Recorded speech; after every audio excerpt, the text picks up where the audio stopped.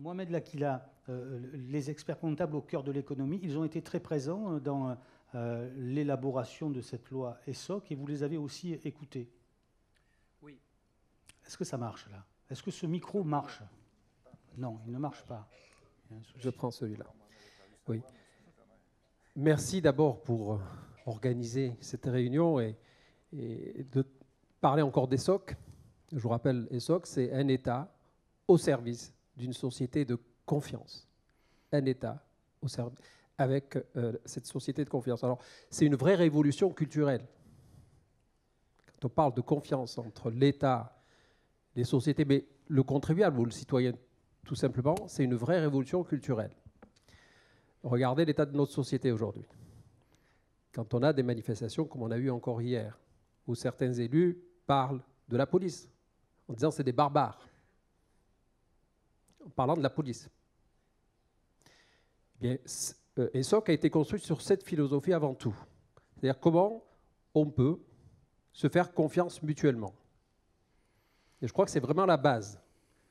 Le droit à l'erreur, effectivement, on est revenu là-dessus. D'ailleurs, vous avez vu sur le site du gouvernement, oups, comme disent les jeunes, .fr, oups.fr. Ça a été étendu d'ailleurs aux entreprises. Donc déjà, il faut comprendre cette philosophie. Mais d'un côté comme de l'autre, côté entreprise comme côté administration. Nous avons pendant une année auditionné l'ensemble des acteurs de l'entreprise. J'étais vice-président de la commission spéciale. Mais quand je dis l'ensemble des acteurs de l'économie.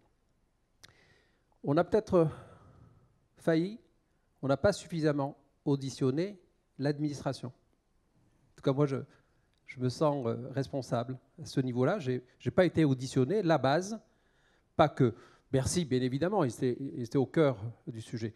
Mais l'administration, les DGFiP, voire plus bas. Et un député, il vote une loi, mais il contrôle aussi l'action du gouvernement. Et là, j'ai eu une mission récente que je viens de terminer. J'allais dire, le rapport, il est encore tout frais, qui n'est pas encore diffusable, il manque encore quelques photos. Vous allez nous donner une info quand même. Est-ce que ce droit à l'erreur est respecté? Est-ce qu'il est mis en œuvre? Et la mission qui m'a été confiée, c'était, nous avons voté une loi, on a les décrets, on a les textes. Monsieur le député, allez voir sur place et sur pièce ce que notre administration a mis en place. Donc je suis venu, j'ai commencé par notre région, bien évidemment. J'ai vu ce qu'ils ont mis en place. J'ai été aussi dans des grandes régions comme Lyon, j'ai été à Toulouse, où ils ont beaucoup travaillé. Je ne vais pas dire plus que vous, monsieur le directeur, mais ils ont bien travaillé. J'ai été sur Paris, bien sûr. L'administration, il faut la bouger. C'est un navire, il faut le dire. C'est un vrai navire. C'est-à-dire que même quand vous bougez au niveau de Bercy, au niveau des directions régionales, il faut que la base suive. Ouais, c'est un peu comme les politiques, il faut les bouger aussi. Tu as raison. L'administration, toujours l'administration. Il faut bouger l'administration. Aujourd'hui, donc, le rapport il sera public dans quelques jours, mais ce qu'il fallait non seulement faire un constat, un bilan, mais il fallait aussi faire des propositions. Et là, j'ai encore auditionné à nouveau des grands groupes, des acteurs, les experts comptables, les commissaires aux comptes, et j'en tire quelques conclusions. Donc, c'est deux métiers différents que le contrôle et le conseil sur cette partie-là. C'est vraiment deux métiers. Alors, les experts comptables, ils le savent. Ils ont un diplôme, mais ils ont deux métiers complètement différents. Donc, à l'administration aussi, de lancer des formations en interne pour aller sur ce métier d'accompagnement. On parle bien de conseil. Mais le conseil, c'est quoi? C'est pas je remplace un acteur du conseil. Je ne remplacerai jamais l'expert comptable. Mais l'expert comptable a besoin aussi de s'appuyer sur une administration forte, où il y a des ressources, où il puisse sécuriser, parce que l'idée générale de tout cela, l'administration fiscale, c'est le contrôle avant tout. C'est ce qu'on fait. C'est sa mission régalienne. C'est 5,6 milliards de fraude fiscale qui a été récupérée cette année. C'est pas rien, quand on connaît le budget. 5,6 milliards. Donc, côté contrôle, je crois qu'il y a ce qu'il faut. Mais surtout, il faut éviter la fraude. C'est comment on évite la fraude? On l'évite avec d'abord des textes plus simples, mais vous l'avez vu, une loi de finances, c'est jamais simple. Même si vous avez remarqué, les experts comptables, le PLFR, c'est plus le même qu'on avait les années précédentes. On ne revient pas sur un texte, au PLFR, le dernier qu'on a voté. Donc il faut sécuriser les entreprises. Comment on le fait?